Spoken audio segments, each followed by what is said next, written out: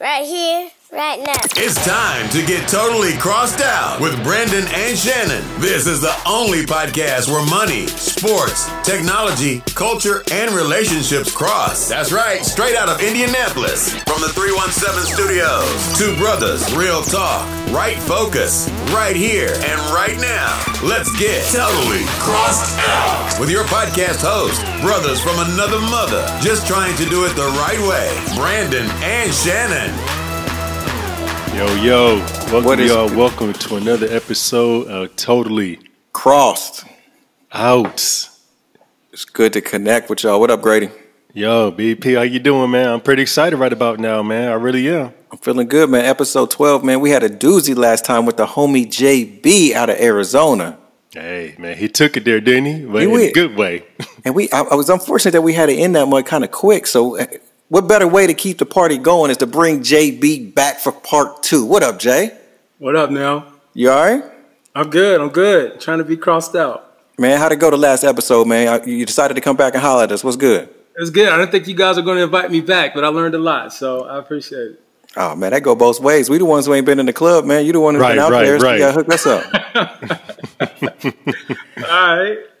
And on top of that, man, Grady, we got another guest, man. You want to introduce this brother who comes with no introduction, but we're going to introduce him anyway? Right. Man, check it. Man, I'm excited, man. This is another brother of ours, man. Straight up, man. This cat is a decent dude, man. Been knowing each other for a minute, 10 plus years, maybe coming up on 15 now. And, man, this brother is Chris in the building, none other than Chris. What's up with you, man? Man, you gave me that delicious introduction. I don't even know how to even start, man. What's going on, world? Chris in the building. I know these brothers. I've known Jay, Grady, and Pascal for many years now. It's a pleasure to be breaking into this on my first go. So thanks for having me, fellas. I'm gonna try to not mess this thing up. Sounds like you got a really smooth groove. And I hope to uplift it in the right way. So I'm glad to be here on Crossed Out. Man, my brother, glad to have Chris. You, man. It's good to have you. I don't had the pleasure of meeting you for as long as Grady did, man, but there ain't no love lost, man. Straight love for you. Actually connected with you when you were here and Jay. So it's kind of like a reunion, something like a reunion, which is real cool to have y'all out here, man. For real. Hope all y'all are doing well out there. Thank y'all for downloading, for subscribing, for listening. And, man, we just going to jump right into it. Grady, what you got on your heart, man? I'm just curious, man. I'm going to let you run this. Man, you know what? Now that we got both, excuse me, I didn't mean to clear my throat on here, man. How professional is that, man? We on live. Anyway, hey. Black people. Really, right? This guy, man. Hey, let's talk about it. Hey, you said it, you joking, but hey, let's talk about it, man. I'm curious to, episode 10, for those that are tuning into the podcast, and we talked a little bit about just our current affairs, what's going on nowadays, social injustice and things of that nature. And now that we got my man JB, why I say JB and Chris on here, man, would love to kind of bring y'all in the loop and, talk to me, man. Just kind of what are some emotions and feelings, man? What y'all thinking, man, as far as just what's going on out there and just some ways that you're addressing it, or ways you're thinking about addressing it. And just curious to get y'all's take on our current climate right now. Jay, you wanna pop us off? Oh, sure, I can do that. Well, obviously, I think like many, I'm infuriated. I'm beyond stressed and perhaps anxious because we've seen all of this happen before, and the fact that young brothers are being lynched and perhaps corrupt coroners are calling them suicides, and perhaps it's unnerving to the point where I'm thinking about leaving the country entirely. With respect to scripture, I have questions about turning the other cheek. I know I've been told to render unto Caesar what is his and to sort of respect those placed in authority.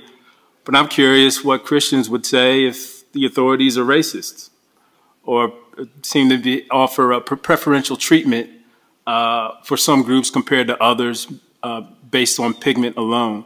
And if I'm a good steward with my life and perhaps whatever God's given me to manage, I wonder whether America is truly a good place to raise a family, independent of whatever power, prestige, money for property you can earn. That can't buy protection from corrupt police departments or criminal justice systems or healthcare systems, even educational systems that might be skewed against our favor. That's what I'm feeling. And I'm thinking of some practical ways and solutions to handle that. So That's real. Very real. Wow. Good stuff. Thank you. Thank you a whole lot for sharing. Chris, what's on your mind, my man? Yeah, that's pretty heavy. I guess I could start by I'll try my best not to repeat JB, but I'll maybe start with a couple of just fundamentals. So, for example, there was a question that I was asked in the midst of all of the protest and even the rioting and the looting in certain parts, and that question was, what would it take to make this all stop right now? And I paused for a second, and I truly had to spend some time thinking about that in its own right. And I kept I keep close to my faith, man, and I absolutely am dependent on the Lord to help guide my thoughts in this response. And but I also want you guys to know, like, this was like something I struggled with, trying to figure out what were the words that I could come up with to help answer that particular question. And quite frankly, the truth of it was, I didn't know all of the things. And in at that moment, I said to myself, well, I really got to check myself, because if I can't answer that question, then what is it all for? And that prompted me to start to write down some of the things that I thought it would take to end this all right now. And I look at it two fronts. There's policy changes that are very specific, that would help support racist, like actually condemn racist activities.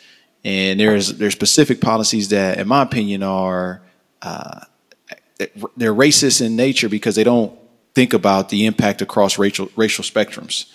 And so that's one thing. Like, there's list out the policies and make sure that those policies are enacted. Number two, like, to me, now this might be a little controversial, but when you see injustice, when you see murder, it don't take a whole lot of time to convict a murderer, in my belief, if you have like hard, clear evidence. Right. So for me, I'm like, well, then what would help me see this go through is like convictions, like quick convictions. I'm not talking about years. I'm talking about months. Let's get this thing going, because it's to me, it will show a lot to see justice quickly enacted. And the third thing that I honestly had to say I was looking for was like very clear like hiring and like I would say performance management systems in place for our law enforcement, like very clear systems that needed to change. So those are the three things that I said, hey, to make it go away, all these things have to change. We can talk about the policies. We can talk about some of the enforcement or the guidelines that I think need to be put in place for hiring and performance management and monitoring of police officers. But that's where I was. So was I mad? Yeah. Was I sad? That too. Was I confused? Yep, that too. And so in all of this, I'm like, man, Lord, this is where the Lord's going to have to guide me, because I was all over the place. But I think at this point now, I sum it up with that question, but then I also sum it up with this point. My neighbors are white, and they have kids. I have kids, and they play together. And my neighbor was awkward. He was like, "Hey, how you doing? How's it going?" And I knew what he was trying to do. He was trying to see how it was. Mm-hmm. And I just engaged him like, yeah, we probably need to talk. Things aren't great. We probably need to, walk through some things. And throughout that conversation, we talked about a lot of stuff. At the end of it, though, I treated it like a sales pitch. If anybody's a salesperson, you close them. And when you close somebody on a sales pitch, you ask for the business. And I asked him, he said, what can I do? I'm like, well, you can vote for the right people that are going to help impose the policies that will actually support people of color. So take that with you, and you can prove it to me when you come back from the polls, and I'll see how it all turned out. And you can have these conversations with your counterparts. So I'll leave it at that. My man.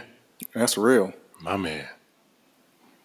Man, if I can jump in, I think, Shannon, you remember, and Jay, man, appreciate you, and Chris, thanks for throwing that out there. It's real, because I think at the core is a confrontation of what's in front of us. Jay, what you said was real, man, about, man, I don't feel safe. I'm thinking about leaving. Think about that, man. That's deep. And, Grady, we talked in the last episode of 3 Things I'm On, my all acronym: acknowledge the situation, leave space for the conversation, and ultimately leverage your sphere of influence to do something. Like, that's what I really believe. And Chris, you kind of outlined that sort of thing. But, my one thing, Jay, you asked, from a biblical point of view, what should we do and think about? And as hard as this is, right, because it's practically very painful, I still go back, and again, you were talking about this, Jay. Y'all need to check that episode out where Jay was asking some great questions about the wisest man ever. And one of the things he said, Solomon, he said, there's nothing new under the sun. And so this idea that what we're going through is something that's different. It's still rooted in this systemic impact of sin. And yeah, it sounds all, it can sound spiritually or whatever, but I do go back to Job and the fact that all this stuff was happening. And at the end of the day, when he couldn't even understand it, because he really didn't get a good answer for it, nor did he get a response that was arguably, at that point, kind of retaliation for all the stuff that had happened to him that he wasn't responsible for causing. And man, Job 42, if y'all ever get a chance, and he goes back and he's like, hey, nothing, God, I know you can do all things, and nothing that you do can be thwarted. You know what I'm saying? The stuff you do around me is really wonderful in the end if I can still follow you and understand that you're in control. And sometimes when we are stripped of everything, or at least I'll speak for myself, stripped of everything that's there, and I don't even know what to do, this ultimate reliance on God to work through it, even after we do all the practical stuff, which all those explanations were good. But I do think there's this pulling back to really understand it. Hey, even through suffering, if it's for just reasons, God is honored in that. So am I suffering in the right way is the challenge I continue to think about. Am I trying to, like you said, Chris, kind of engage people, even though as the victim, I'm the one who has to push and engage on it. But even so, hey, that's what we got to do kind of as disciples. So I appreciate you guys' thoughts. Grady, man, feel free to holler, man. Yeah. Man, it's so challenging because I think of how in every occupation, every job, every company, and there are good performers and then there are not good performers. There are people who are just on point as far as their character, and then some that are not on point in terms of their character. I mean, whether it's a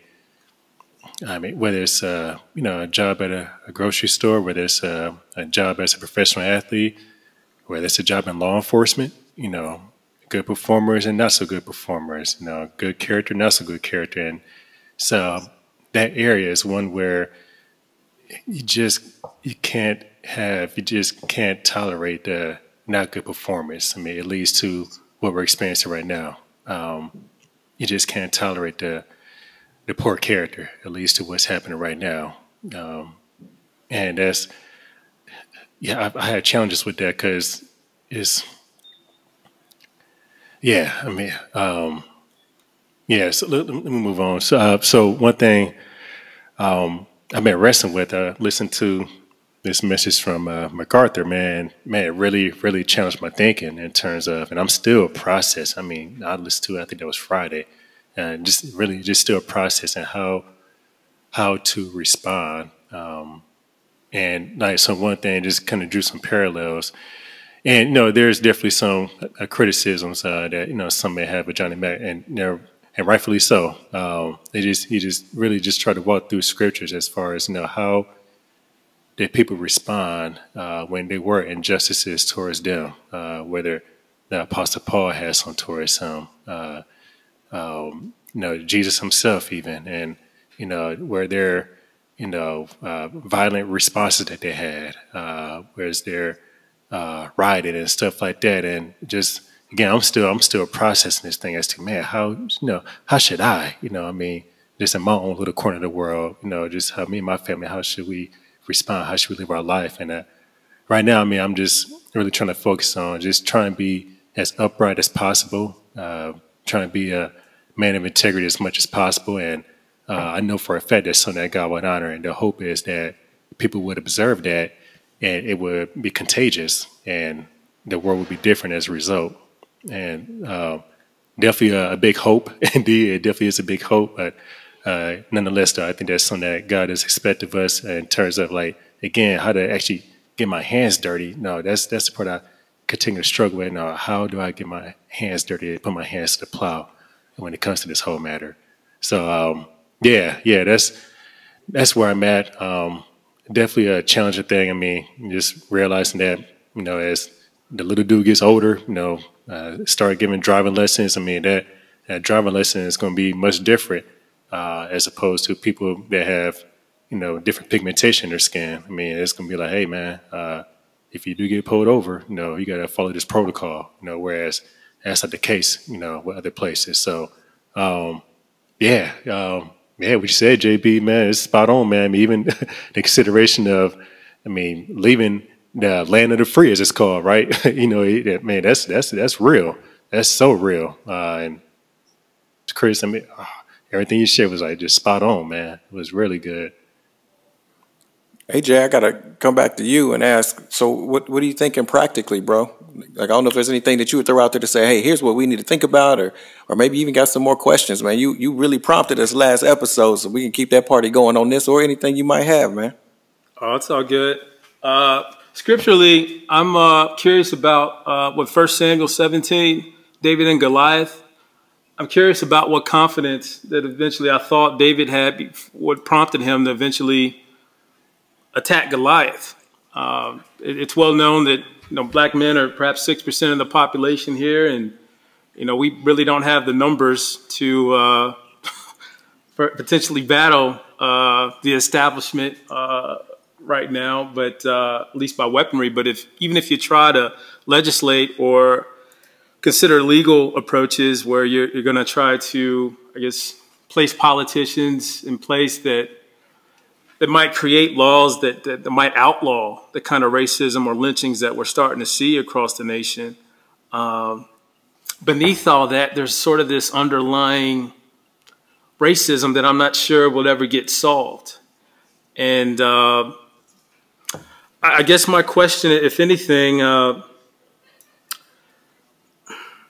what does a Christian do when he sees weapons are prospering? I understand I'm in a now time signature, and perhaps my timeline isn't God's, but presumably if I'm going to be here for the next 30 years and potentially try to raise a family, if I look at Isaiah 54:17, and what I came up with, they always said, "No weapon formed against you shall prosper. Every tongue which rises against you in judgment shall be condemned." The vengeance belongs to the Lord. But I can't help but to quell a certain level of I guess, urge to defend myself against what I'm seeing. Naturally, I'm trying to leverage technology to do that, but I sincerely think that we either need to carve out our own spot in terms of land, establishing our own townships, our own school systems, sort of reawakening of what we saw in Tulsa, Oklahoma, perhaps on the edge, in places like Arizona, to protect ourselves and keep our roads to ourselves before we let other policemen, potential racist policemen, run through our roads and kill our black men. The practicalities of doing that are naturally difficult, but we found 120 upscale black folks willing to live in the same community. I think that would be a start, and I think we would need to amplify that if we're going to stay here in America. If not, we all need to consider living overseas where there's safe police officers and school systems. Sorry, I'll leave it at that. No, it's good stuff, man. I can't help but, and I'll be real brief in this, just a response as you're thinking about that. Taking it to the highest level, you asked about David and the Goliath. You asked about, no weapon formed against us shall prosper. I do think it's important to keep not so much temporal, but we got to keep kind of the long-term, eternal eyes on this whole thing. I mean, God's intent for us was always to have unity together, not necessarily apart. I really do believe that. But of course, that doesn't mean we shouldn't be safe and defend ourselves and do that sort of thing. It's funny, during even the service today, we were talking about men and righteous men in Psalm 112. I'm sure Chris and Jay and Shannon should kind of hear this, but this idea that at the end of the day, when it's all said and done, vengeance is mine, says the Lord, you know, because his righteousness always endures, the wicked at the end of the day will have theirs, whether it's on this side of time or the other side. And, you know, anything we can do, if you think about Christ's ministry, is always around building bridges in the midst of suffering, never run around the suffering, you know. But he wouldn't tolerate and would always call things out that were always messed up, whether it's a woman at the well. He was always going through Samaria. He was not ever just running away from that. He would confront it with scripture and walk to and acts to follow up, sometimes to his, of course, death ultimately. And in some cases that could be our path may be a challenging one. So, you know, keep in mind, David was going to be king. He had that promise, you know, at the end of the day. So he knew, you know, even when he's going to go through what he's going to go through, he's going to be all right, you know, even though things were formidable, you know, against him, Goliath, you know, the whole sort of thing. I do think it's important to know that at the end, the wicked will perish, systems, and, you know, it's thick, but it'll be challenges. But if we have that winning mentality, even in the midst of it, that's a big deal, and that's much easier said than done. I just would leave the long game in there as a point to consider. Chris, I'm going to kick it over to you, man. I think it's always interesting, man. Y'all the guests. What you thinking? No, this is great. This is, you know, I can absolutely appreciate, you know, the thoughts. I think the scriptures that I was leaning on too as I listened to you guys is Psalms 137. And in Psalm 137, well, it really calls out the thought process that, can I be mad? And is it like for real, is it a sin to be mad? And the answer to that is no, it's not. It's not a sin to be mad. And so in part of all this too, I think it's just dealing with our emotions. And in Psalm 137, this was, it was very clear when they were singing out to the Lord, talking about how the Babylonians had oppressed them. And essentially they wanted them to be destroyed. And it reminds me that it's okay to be angry. Yeah, but at the end, you the sin is the action from that anger. And at the end of Psalm 137, it says, it always leans back to the Lord and how the Lord will take the action and not us. And this one, it clearly says, blessed shall be who takes your little ones and dashes them against the rock. I mean, this thing is like real raw. Yeah. Real raw. But it is not taking this justice into our own hands. And this, I think, Jay, you were talking about, like, how does one deal with things scripturally, because like with law enforcement and the government, and truth of the matter is we don't take it in our own hands. And so I was convicted when I was you know, I was feeling like I was doing something wrong because I was upset. And the Lord led me to Psalm 137 to see that it's not, you know, you see anger, but the anger doesn't lead you to the action. And remember in BP, you were sharing that too from today, the message from today, which was heavy too.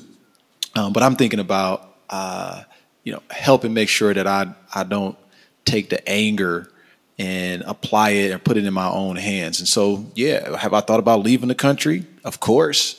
Have I thought about, you know, taking, you know, stronger actions and being like almost a vigilant change agent? Yeah. But then I also think about how you can reach some of the people. So I've been really leaning on the Lord to help me figure out how to go about doing it, how to teach my kids in the same vein. So I don't know if that fully answered your questions, but those were some of the thoughts that I've been wrestling with in the scripture that I have been, you know, meditating on and trying to get some more fruit from. Hey, your biblical public service announcement. If you look up Google imprecatory Psalms, you will get a whole list of these, like my brother Chris came through, which really is David, interestingly, and others being angry and righteous anger. So spot on, my brother. Thank you. That it concludes your Google Public service announcement. I'm back. And you hit us with the imprecatory. I mean, dang, dog, those big words. Hey man, I got a doctor on here, and I got a senior person, Chris, on here. I got to actually get my Cliff Notes, make the game right real quick. Hey, that's what that good education teaches us, you know. Hey, bro, come on now. Yeah, you're right. That's exactly right. I was. That's where I was led to, man. That's great. That's good. Wow, good stuff, man. That's really, really excellent stuff. And wow, just another comment too on what you said, Chris, as far as being angry. Man, hey, the Lord is angry. Man, the Bible says that He's angry with sin every day, like all the time. I mean, He's man, it's clear. I mean, He's always angry, so we should be angry at the same thing that He's angry at. So yes, it's definitely okay to be angry. We do. Hey, Chris. Hey, Grady. I'm sorry, man. I'm be that dude. You good? You good? Hey, you good? We were talking the other day where man, he's so serious about that sin where he's like setting folk on fire. Boom, gone right next to the altar. Straight up, yeah. Anyway, I'm sorry. They have in the Bible. Yeah, man. Yeah, man, he ain't playing around. I'm gone. You're right, though, man. The Lord don't be playing. But that goes back to earlier. I mean, and this is so challenging. Man, it's so challenging because, man, I know I'm an impatient dude oftentimes, man. Man, so impatient. And it goes back to where He did say, vengeance is mine. Man, He going to see to it that sin is paid for. But I want that thing to happen right now, though. I ain't got no patience. Man, let's go ahead and make this happen right now. I know you've done it before in the past. Man, get him, God. That's my attitude. Yeah, true get that. him. But, you know, and He's going to get him. I mean, he keeps His word. He said, vengeance is mine. You know, I will repay. So I wanted to happen on my timetable, to be honest with you. Yeah, and how about how much He was patient with us, though? He's patient with me. I was just about to go there, man. Come on, brother. Come on. I was just about to go there, too. I'm going to write your check in a minute. I'm sorry. I'll write the check. Yeah, talk about that, though. Let's talk about that. For real. Like you see how quick we are to respond to that. What we see is like, get them. We're angry. But don't let us be the one acting a fool. And don't act like none of us on this line haven't acted a fool on our day. Matter of fact, it could have been today. I was going to say, well, no matter of fact, yeah, definitely. You know what I'm saying? Yeah, just about like 60 seconds ago for me, but yeah, you know. Yeah. yeah, that's real. That's that humble point. I got to look in the mirror and like, if I want it, I got to, if that's what I want, then I got to be ready to stand up and take mine too, because that L is coming to me. Yeah. Jay, where you at, man? Come on, bro. You keeping it nice and breezy. I refuse to equivocate or accept sort of being a glutton of punishment. Statistics suggest I'm going to be here for about 68, perhaps 75 years if I take care of myself. Before I bring kids in the world, I sincerely ask myself, am I going to improve it somehow such that I felt like a family could feel safe? And the truth is, I don't really feel safe. Part of the reason why I refused to relocate back up north, even though they asked me to go there, being pulled over almost every day after work.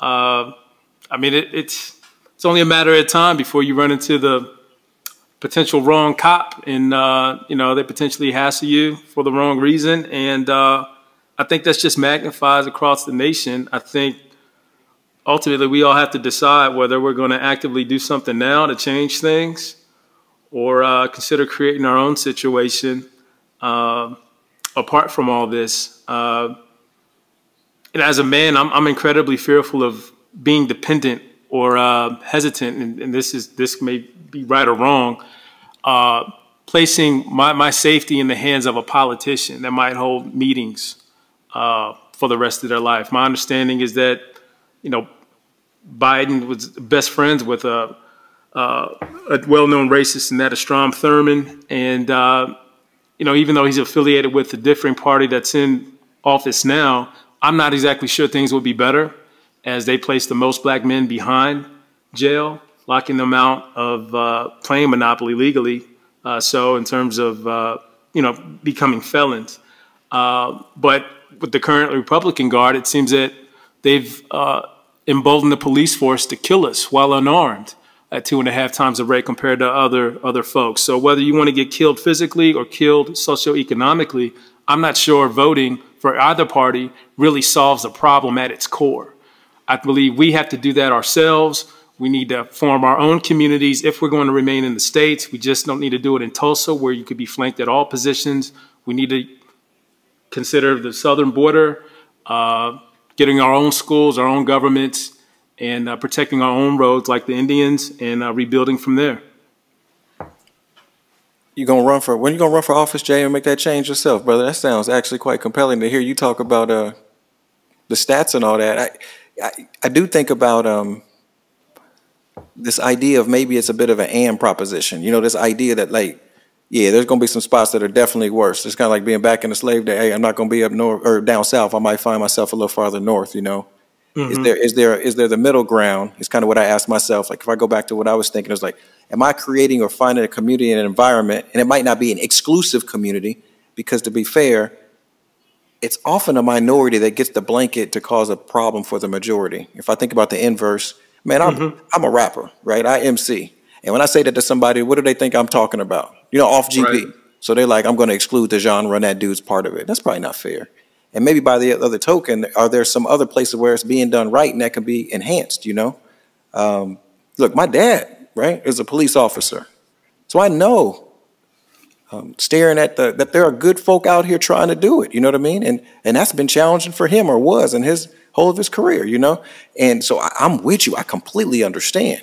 But I would contend that, you know, him raising my brother and me in this environment helped us start to create a little small window of change right here within our zip code, wherever we sit, and to try to make that change. So, yeah, I'm with you. Hey, got to pay Caesar his, and these politicians, they've been wilding ever since. You know, I don't care if you go back to Clinton and all these others and the whole, you know, drug militarization. I mean, we could go through all that, but you know, I do think there's something to be said about the and proposition versus the, you know, being excluded. But I mean, your belief is, I understand all the principles behind that. I don't know, Grady Stokes, or what you guys have, what thoughts that sparks what Jay's talking about. You know, it's interesting. I just watched a piece the other day on Tulsa and Black Wall Street, as it was called. Man, it's so intriguing, very, very interesting. I mean, just really prospered and done exceptionally well, man. It just really was fascinating. I mean, it still is fascinating to me, man. That is something that is, I mean, it's doable. It has been done before. I mean, it is something that is very much doable, especially now, you know, where, you know, decades later, and there's more, you know, influence, and there's more prominence, if you will. You know, there's more platforms and things of that nature to be able to make something like that, you know, make something like that happen. So that's something that seriously could happen again. And so I'm with you, Jay, man. I actually really like the sound of that. Man, that sounds cool. And another thing I've been thinking of, so I've been thinking this for like past few years as things kind of jumped off. Man, it would just make me think about how we wouldn't even be in this in the first place had not cats back, and I'm going way back, you know, BC, had cats not asked for a king, and they wanted Saul. And I just think of how prior to, it was a, you know, theocratic rule, you know, God-centered rule, and how it was quite all right. But man, cats, they said they really wanted a king, and there we were, you know. And now fast forward 2020, you know, we're not under theocratic rule, and you kind of get what you get, you know, type of thing. And it's man, it still challenges me. It really challenges me, and yet. What are we going to do within this climate? You know, is what the question is. What are we going to do? We can still, you know, honor, you know, the king. We can, you know, capital K, king. We can still, you know, live for him righteously, even within the climate that we're in. So, but I just always wonder, like, man, how things would be if we were still under a theocratic rule. So, anyway, that's a whole nother Bible study right there, taking it back to Genesis through. Yeah, you took us back BC straight up. Yeah. Yeah, this is COVID. Great. Yeah, before COVID. That's real, man. This is an excellent conversation. I got a a thought-provoking question. Did you just self-pronounce your question as thought-provoking before we even heard it real quick? He did introduce it, didn't he? He did. Well, yeah, it's thought-provoking to me. It's got me thinking, and I can't answer it. Yeah, I did though. But once y'all get to know me, y'all realize that it's a pleasure to meet me. Let me stop, man. Let me stop. That's gonna be edited out all wrong, and then everybody go, I'm something else. So make sure you get that edited out. But this question got me just really bugging. Do you think that it's possible to be racism? So you can be a racist. Is there somewhere in between being a racist and then an anti-racist? Is there somewhere in between? Can you kind of be in the middle? Just curious what you guys think about that. And the reason I'm asking is because I happen to read this book that is titled "How to Be an Anti-Racist," and I was struggling with it. It was a very interesting concept. But question to the crew: you racist or you anti-racist? Jay, what you got? Well, I'm hesitant to accept dichotomies as a rule, thinking that it's often the path of least resistance and the effort to come up with that third option at the very least. It takes longer, but it's probably the right one. And I'm not sure that it's an either or. I think it's possible to be centrist. I do know people here in Arizona. When I was affiliated with nonprofits, I used to hold meetings. We had some KKK neo-Nazi types walk in, and basically stereotype was that, man, I didn't have anything on me. It's legal to carry a weapon here, by the way. But we thought they were going to deal in Rufus and basically shoot up the whole place. They had tats and the whole nine. It was obvious they were neo-Nazi, but turns out they were peaceful, stayed through the presentation, and basically probably knew more about Black history than everyone else in there. And come to find out, they were actually in the process of converting, where they were going to remove all their tattoos or have them covered. And they ended up giving, quite frankly, a lot of people an education. It's deep. From the perspective that they used to be non-believers, but in order to embrace non-believership, they had to know so much about why they non-believe. They really became students of racism, such that it only empowered them to embrace the other side. And arguably, though they don't look the part on the outside, they're probably well positioned, if not better positioned than most, I guess, perhaps African-American leaders with their understanding about both sides of the coin. So they would probably be anti-racist, to your point. Another friend of mine, spoke with him yesterday. He's a particle physics guy. He used to be very racist, extreme racist. And, now, 35 plus and in older age, he transitioned. And so to your point, yes, it's possible. I think my concern is that some people might study it as more of an academic viewpoint rather than authentically believe it. And I wonder if they could be undercover racists regardless, or centrists, but they don't really care at all. They're just going to play to the masses depending on who they're in front of. And so that's why I'm hesitant against trusting politicians, just from my bias. But I'm not sure that it's absolutely racist or anti-racist, although I do know of them. I think some people are just destined to be in the middle, and you should be careful with those folks because you really don't know where they stand. Man, Jay, bruh, y'all got, I'm going to throw you something. I'm about to throw you something. I don't know what I'm going to throw you, but I'm going to throw you some sort of coinage or something, man. That's real. That's great thoughts. I appreciate it. Let me ask y'all this. Okay, y'all see some old lady getting robbed on the street right in front of you, and you turn around and walk away. Do you care or do you don't care?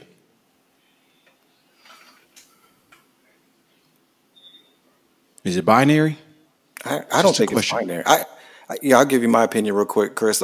I'm like with Jay. I don't think it's binary. I can give you a little engineering view, which would say that they're inputs and outputs. I think the question of racist or anti-racist is kind of an input thing.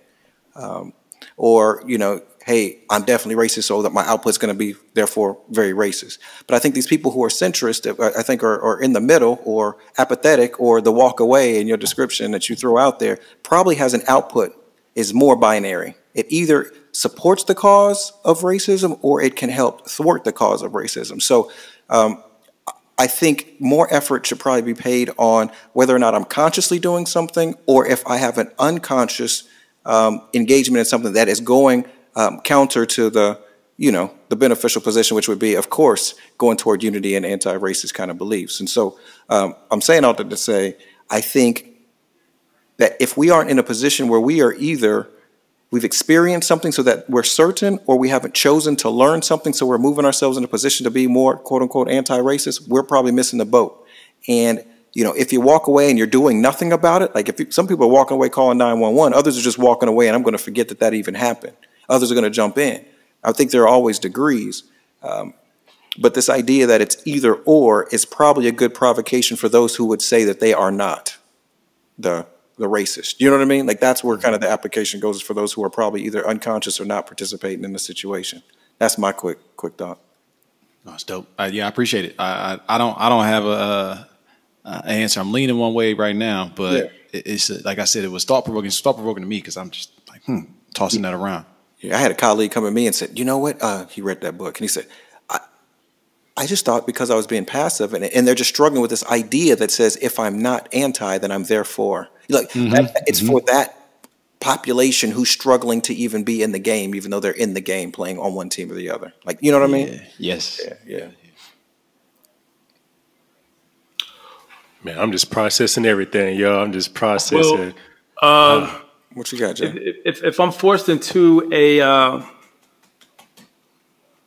a position based on the options presented to me, then there's a notion in law. They said that there's a lie of commission and there are lies of omission, and that if you actively, you know, just lie and say 2 + 2 is 5 or something, that's a lie of commission. But if you just sort of, well, I guess don't say anything, even though you might believe it, you're just omitting it. And I don't know if that George Floyd's case, where, you know, some of those cops probably sensed something was wrong, but they didn't speak up, or perhaps more importantly, didn't act. Arguably, that could be just as bad, because, you know, they're accessories to what occurred there, which is basically murder, you know, kneeing a guy to death.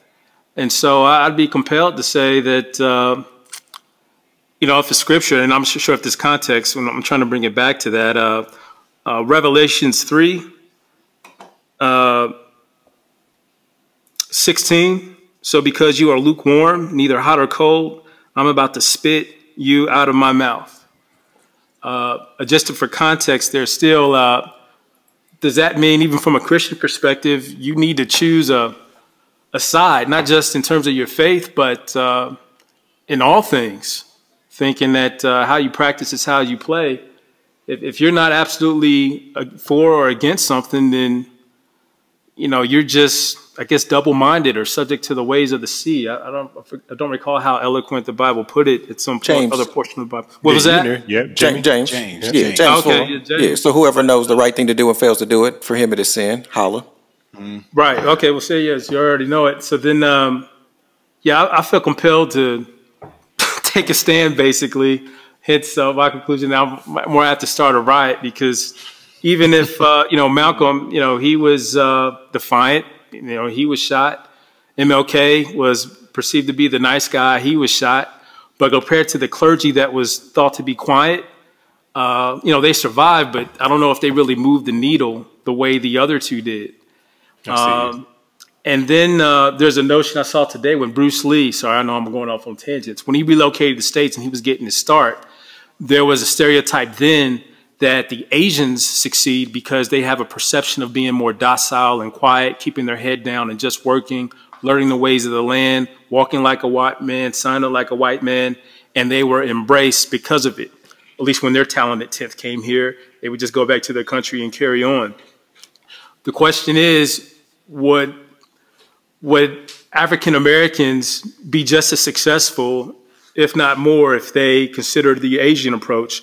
Or is it really something to pigment such that there's lightness and darkness, and that because of that, we should just accept racism and consider my idea of just separating ourselves, thinking that integration killed us. We need our own township, own schools, etc., and carry on, since the Asian approach in America simply won't work. Chris, what you got? Did my whistle get picked up? Man. Yeah, we got you, but that's legit. It's all right. It's legit. Dang. I don't. That's a.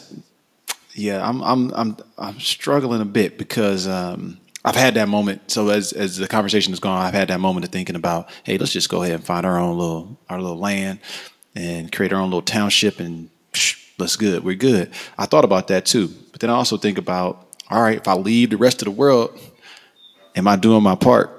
And that's where I really struggle. And so part of this now is like trying to reflect to figure out, what is my role?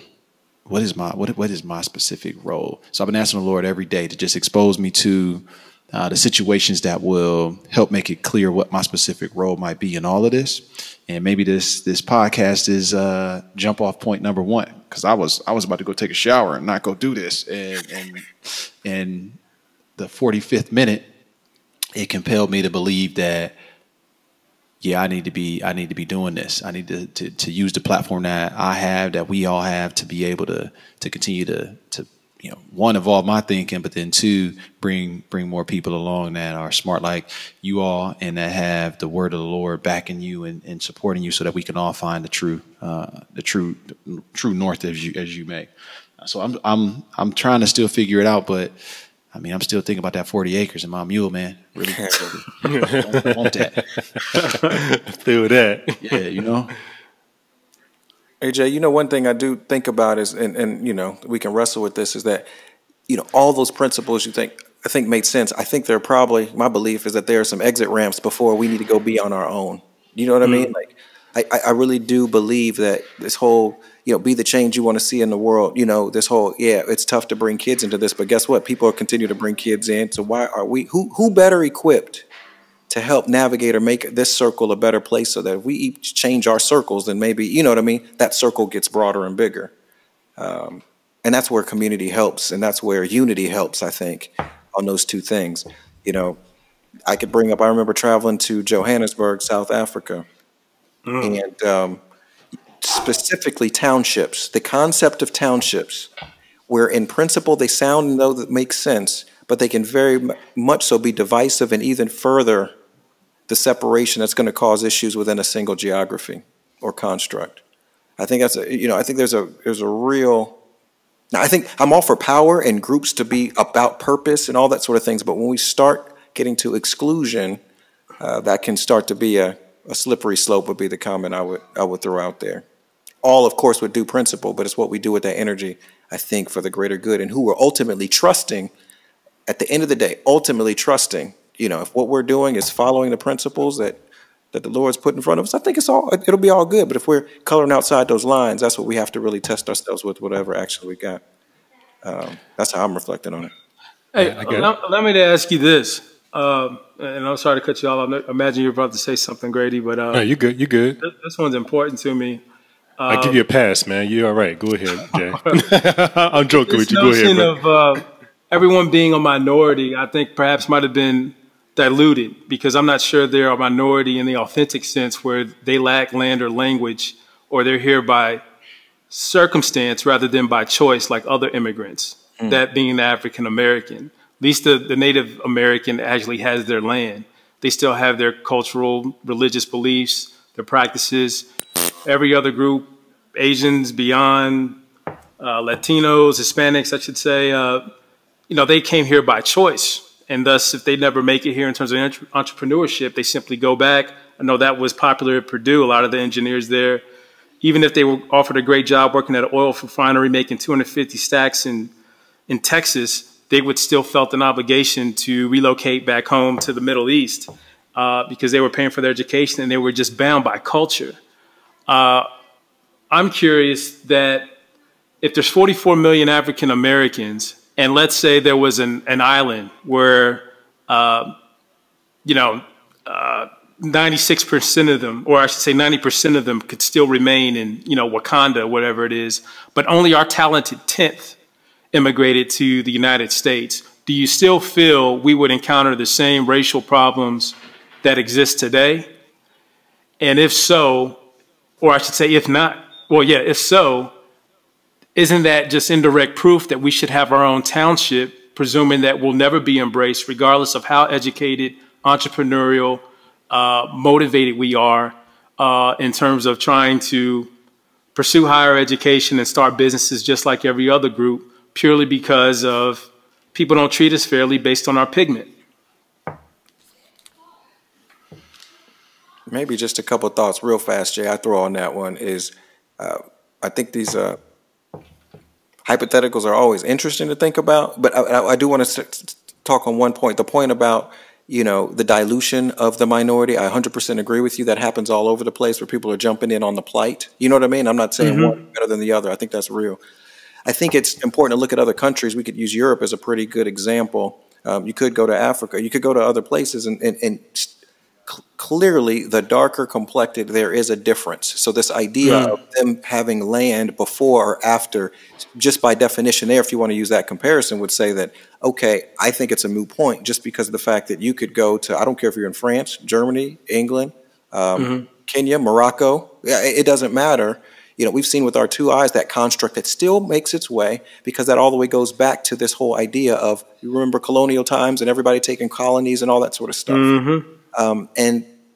But again, I think Chris brought it up, whether we're talking about Assyria, Babylonia, Israel was a people that came together not because of a land, but first because God called them.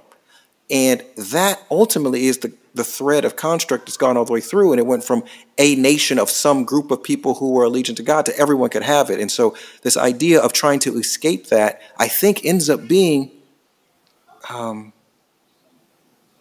never-ending cycle that's still not going to get to the ultimate goal, which is to be unified under Christ. So I'll leave that there. Grady? Yeah. I think that's what's so interesting. We kind of hinted at that in episode 10 when we really get to the root of the matter. I mean, ultimately, we're going to get to the heart is what needs to be addressed, and and that's an ongoing challenge. It's an ongoing everyday thing, and conversations like this are going to help with that to be able to get us to the point where we realize, man, and even us, right? Even us, man, we're all, in that same boat. It's like, man, we all have, some heart surgery that needs to take place, in a spiritual sense, right? So that's where, that's where it all comes to, and hence the purpose of, just trying to set that good godly example for people to follow. I mean, something that, I heard my bride share before is just, opportunities to be able to mix it up and, hang out, with those that look like us, to allow them to be able to see that, hey, here's an example of a black man that's not a thug. He's just he's not the stereotype. So I know Shannon, therefore, I shouldn't automatically think that when I see another cat on the street that he's going to be a thuggish kind of guy too, or something like that. No, I mean, I know of a good beat. I mean, there's a whole lot of Shannons out there, and Shannon ain't definitely the standard. By no means is he the standard, but just the fact that, man, like we're like, man, I know I'm kind of sort of going on a tangent, but just the standpoint, the point I'm trying to get across is just having a conversation, making ourselves available to get a chance to know one another more and more, and that's what's going to really be able to address the heart matter. Yeah, that's real. I think that I'm going to build on that. I keep coming back to this. I was asking the Lord to guide me in the right direction in terms of what role do I play? And I think the heart matter can be addressed in multiple ways. And one way that we can actually do that is not to, retract or regress back into our own little corner, but to like fully engage and create this inclusive environment. So that's something that I've been struggling with now. So honestly, I'm trying to do both. I think BP was talking about is do both. It's an and. So I'm going to be doing both in terms of one, engaging others that are in the middle, to make, and I'm gonna close them. I'm putting that ask for the business. Well, we need you to do this. I do think the policy change is it's the slower, longer road, but it absolutely has to be there, because if you don't have the policies, then you've got martial law to try to put this stuff in order. So while I'm trying to get instantaneous or more immediate change, I do think that systemically you got to have those policies. And so I'm asking people to make the right choices for government officials to make the call. And if they don't make the call, then stand up and take them out.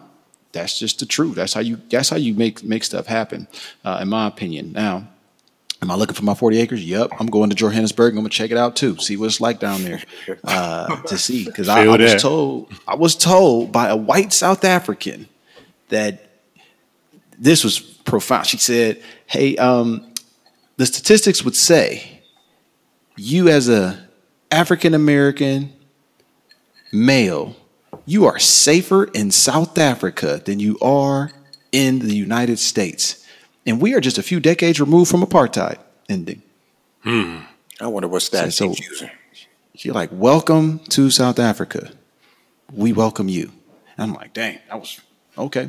So I didn't check her statistics, but the way she said it made me want to go look. And you think I'm not going to spend the next couple of days checking it out? Believe that. You know what?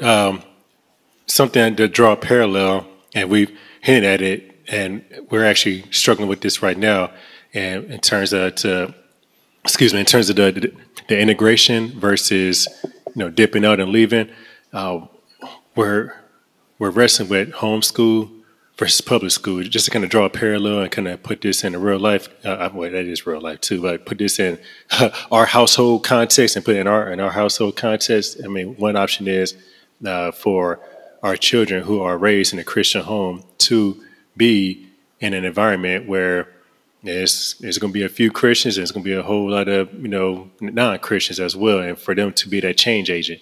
And the other option is, you know what, man, let's go ahead and just pull them away from that, and we're going to control the environment. They're going to be here and homeschool them. So that's kind of has a parallel in a bit as far as what we've been talking about. That's something that we're facing right now, just having that discussion as far as what direction to go in. So I guess with that, maybe what I do is, Grady, you got a scripture for the situation? I know we bounced around, but I think you got one for us that might tie this thing together as we step through. Man, I really appreciate y'all, Chris, Jay, bringing us some real insight. Thank y'all. Totally crossed out, man. Next level. Jay, will you come back and see us again? I don't know, Jay. You might be. Trying to kick me off yet? But you know what I mean. I want to say, at least from a practical standpoint, if you're really thinking about creating your own township, whether you're going to leave and go somewhere else or do it on the edge of border America, there's 5 steps. You need 120 people or families to buy property. You draw the boundaries just like they redlined certain communities here back in the day. You fill out an application for a township as the 3rd step. 4th is once you get 51% of the people you move with, presumably your friends, with their 2-parent families and 2 incomes and nuclear families, you get them to vote 51% of them in favor of the township, name it whatever you want. And after that, you're good. All income, you get to navigate your own property taxes for your own school systems, teach what you want to teach, police how you want to police. But everyone else outside, AKA racist cops, can't come in that township if you create a law that says, no, we got our own police. You guys need to stay out. We'll handle it ourselves. And that's what I think should happen here if you stay in the States, because they're just not into us. It's like a girl, if she's not into you or you're not into her, it just is what it is. And I think the sooner we accept that, the better. We need to create a better opportunity for our kids and future generations. I think creating our own townships is the way to do that. Well, Jay has gone from questions to imperatives. And we appreciate that, JB. Just have the internet in your township, man, so we can get you on. I just want it as a practical solution. There should be a practical solution section. Hey, come through. Yeah, we'll leave some of that in the description so y'all can check that out. And yeah, JB, let us know your zip code when you get that boy squared away. I'm gonna come speeding through there so they don't pull me over. I'm going around. Yeah, real in Arizona though. Man. But Grady, you got something for us, man? Shut us down. Yes. Psalm 103, verse 6. Psalm 103, verse 6. The Lord works righteousness and justice for all who are oppressed. Read that two more times, two more gains. Psalm 103, verse 6. The Lord works righteousness and justice for all who are oppressed. The Lord works righteousness and justice for all who are oppressed. And just in case they didn't hear, who does it? Lord. Me. Oh, okay. I was just checking to see who was holding it down. Go ahead. Yeah. The Lord within me is a weapon in defense of myself. Oh, man. You didn't say that part. Am I adding on to it? Yeah. Yeah, that's a new J translation right there. Okay. The NJT. But wow. I mean, just a quick summary. I mean, I think we hinted at it earlier in terms of, I think it goes along with the, vengeance is mine, says the Lord. And just the desire that I had to want to exercise patience. That's what I really want to exercise patience, because it's going to happen. He's going to work righteousness and justice. He strongly cares about the oppressed. He's shown that since day one, with Israel, right? Egypt. I mean, he said, "Hey, I hear y'all's cries. I hear y'all. I'm gonna set y'all free." So, any other comments on that? No, I thought this was outstanding. Thank you guys for the invitation. Did you send checks in the mail? Do I need to give my address on here now? How do I get paid? 1-800 provocative questions. That's my new hashtag. I'm humble and provocative. It was glad to meet you. Yeah, and you're glad to meet me. Yeah. Hey. Nah, man, this was outstanding. Thanks for letting me just crash the set, man. It's beautiful, man. I appreciate the fellowship and the conversation. Real helpful. Appreciate you. Man, appreciate y'all. We're going to keep this party going, man. And as always, we're going to keep y'all lifted up, man. Please keep us in prayer. Thank you for all the support, the downloads. Grady, where can they find us? Man, jump on totallycrossout.com, jump on Google, jump on Apple, jump on any place, Spotify, I mean, all those places. Even talk to your device, your Echo, say Amazon or Echo, all that. Say, hey, play Totally Crossed Out podcast, and you're going to hear a couple of voices pop up. So please jump on and check us out. Jay, thank you. Chris, thank you. For the homie S. Grady, we're going to catch y'all the next time. Peace. No time to wait. It's a new day. It's a new day.